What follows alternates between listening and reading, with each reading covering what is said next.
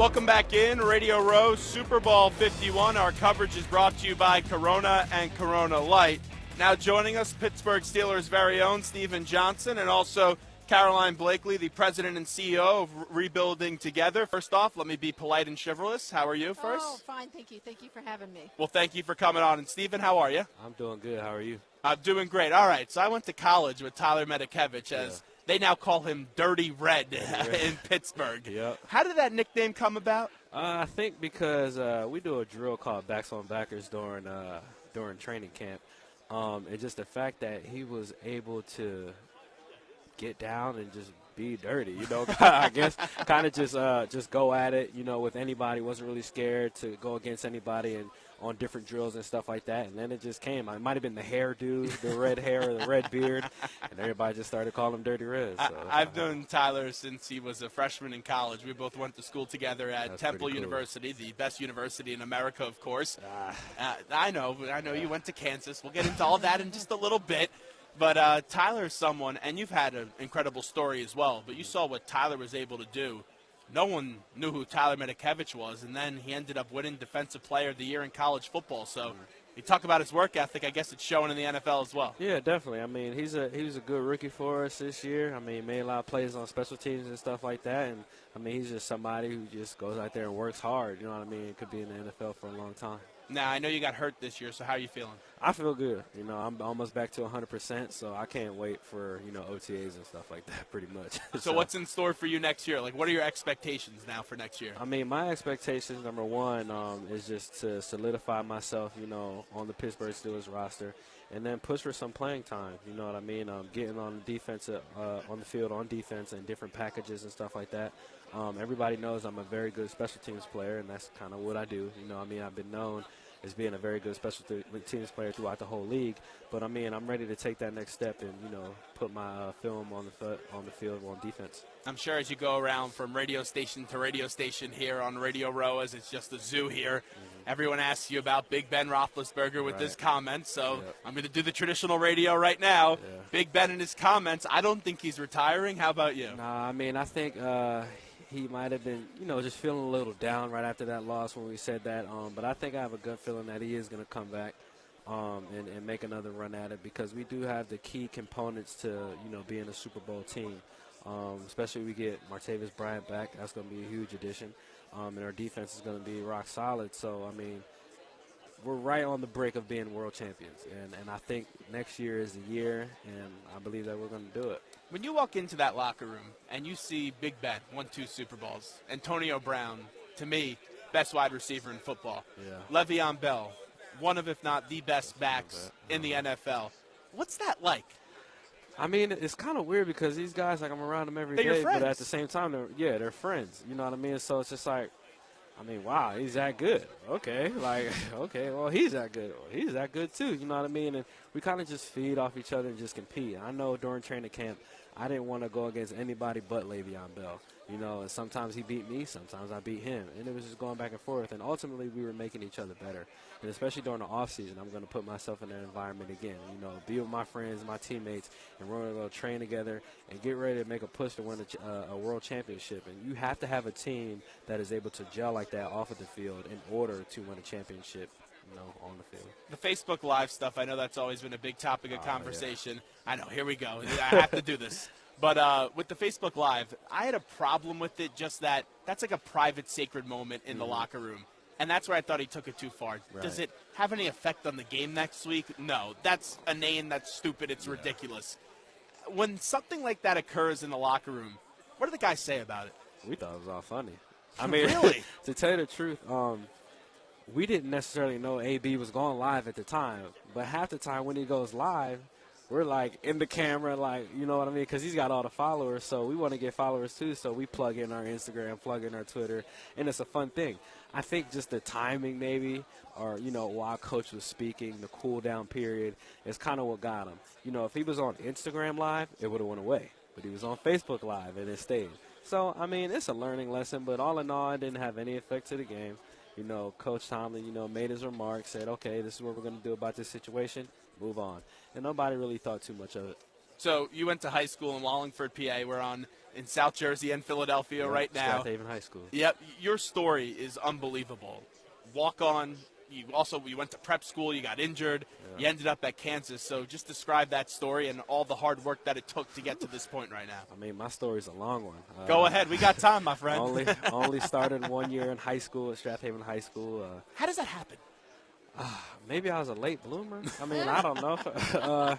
I mean, to tell you the truth, I kind of was a late bloomer. Being a freshman, sophomore, and junior in high school, a lot of my friends were on varsity, and I was, went from freshman to being JV and then varsity just for 1 year, and I was able to turn my whole career around and end up leading the state of Pennsylvania in tackles, all-state, first team all-state, all that good stuff. And then no colleges really wanted me just because I only played 1 year. And then after that, had to go to prep school. Went to prep school, was doing really well, blew out my knee. Now my career's over, so-called. That's what everybody was saying. But I kept my faith. I kept fighting. Next thing you know, I'm walking on at the University of Kansas. And what was crazy was the University of Kansas was the only school that wanted me. Temple really wanted me coming out of high school. They wanted me to walk on, but I needed to get far away from Philly. Why was that? I don't know. I mean, 18 years in Philly, I was just ready to move on. I was kind of done. But went to Kansas, didn't know a soul. Was looking for the yellow brick road, but didn't find it. And just made a name for myself. I started 2 years there, ended up leading the Big 12 in tackles. Was 14th in the nation. All the accolades. Thought I was going to get drafted. All my close friends, guys I competed against got drafted. I was the undrafted one. So I was like, all right, fine. I've done this before. I've walked on. You know what I mean? Then made the Denver Broncos. I've been an active 53 for my whole career. I've never been on a practice squad. And, I mean, that's a testament to myself. Sometimes I don't give myself enough credit. I go out and I work hard every day to be able to provide for myself and my family. But, I mean, I can't sit here and brag all about myself, but my story is still in process. It's processing, as Joel and B would say.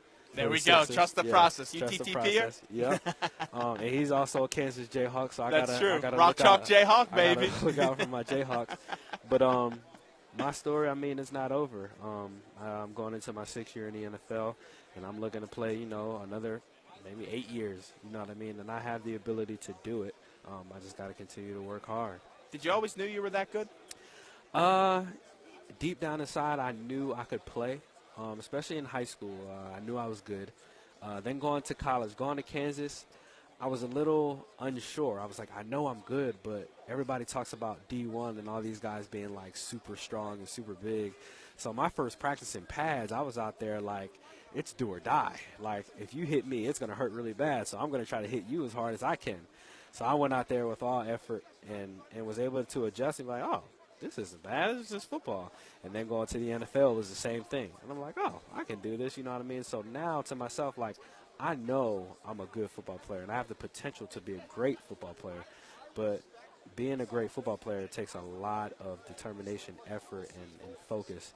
And that's what I have to get better at, and my attention to detail and all my awareness. No cheesesteaks in Kansas, though. No, ain't no cheese. Well, no real cheesesteaks. Yeah. No real cheesesteaks in Kansas. Where did you get your cheesesteak in Philly? Like, what's your favorite place? Go to tell you the truth, I mean, everybody likes to go to Pat's and Gino's. I know, that's a tourist trap. Yeah, it's a tourist trap. It's an okay cheesesteak. Yeah, it's They don't sponsor the station, so exactly. don't worry. But to tell you the truth, I think my favorite cheesesteak is just this little corner store called Las Spadas. Okay. And you go there and fried onion, salt, pepper, ketchup, toast the bun for me a little bit. Let me get an order of fries, and let me get a Sprite with that. And I'll sit down and have a great time for those 10 minutes.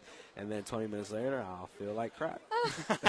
So you don't want to have those before a practice or anything? No, definitely not. No. You would be hurting pretty bad. Were you an Eagles fan growing up? Oh, diehard Eagles fan. Okay, yep. So who was the player that you looked up to growing up? Definitely Brian Dawkins. There we go. Then it goes Deuce Staley, Donovan McNabb. Deuce. And you got Todd Pinkston. I mean, there's so many different. Todd Pinkston. Jeremiah Trotter. Hugh Douglas. There's so many guys I looked up to. So Dawkins this weekend has a chance to go to the Hall of Fame. What would it mean to you as someone that probably had a number 20 jersey growing up as a kid to see Dawkins go to the Hall of Fame?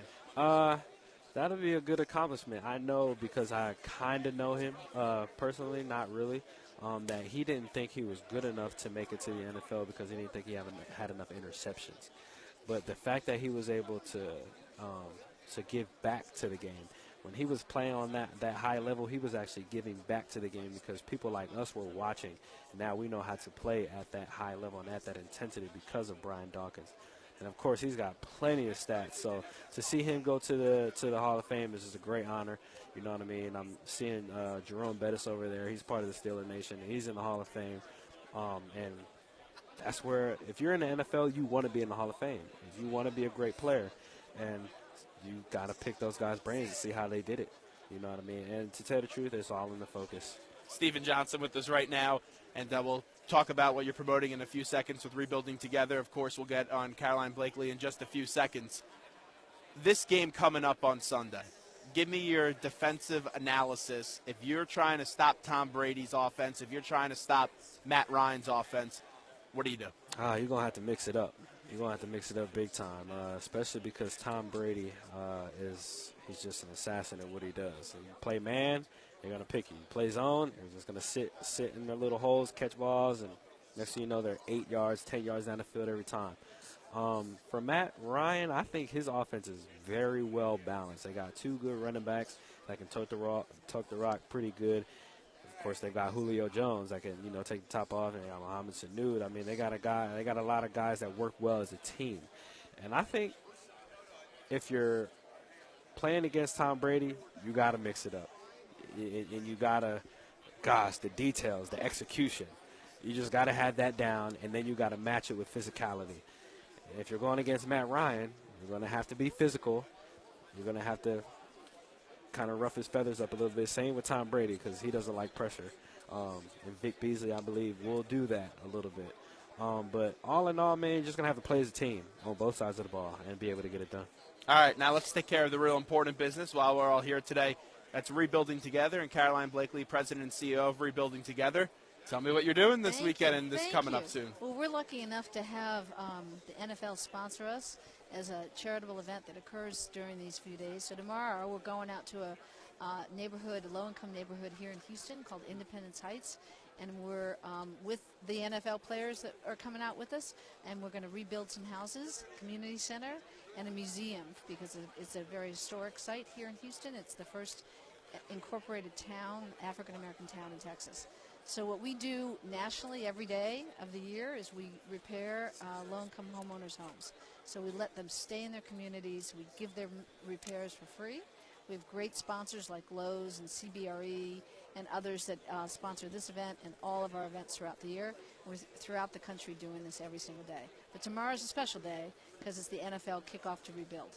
And if people want to help and maybe donate some money to this cause, how do they do that? Rebuildingtogether.org is our website, and they can definitely donate. It's a great cause because people stay in their homes. They don't have to move, and they can stay and be healthy and safe where they want to be in their communities. Now, you a big sports fan? I'm learning to be. Oh, my God, I just learned so much just sitting here listening. Yeah, absolutely. So Patriots or Falcons this weekend? Oh, I think I have to go with the Falcons. Okay. But, and how about you? But Steelers is my love. Yeah. So, Patriots, I mean, I don't think anybody really likes the Patriots except people in Boston, to tell you the truth. Sometimes I'm undecided. Sometimes I say Atlanta. Sometimes I say the Patriots. Even though I don't want the Patriots to win, for some reason I just feel like they're going to pull it out, man. I'm a Patriot fan, so that's music to my ears. Yeah. Before we let you run, though, Joel Embiid, when you watch him play, he's unbelievable. He's a transcendent player. He's just got to stay healthy. As a Sixers fan, right? What do you see when you watch the process?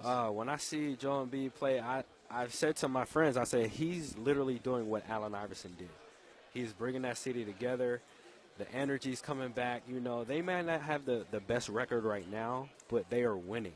And to see that processing, to see that, the gains happening in Philadelphia is a great thing. Now I just think they need to go out and get like a guard like Frank Mason from Kansas because he's got that Allen Iverson dog in him.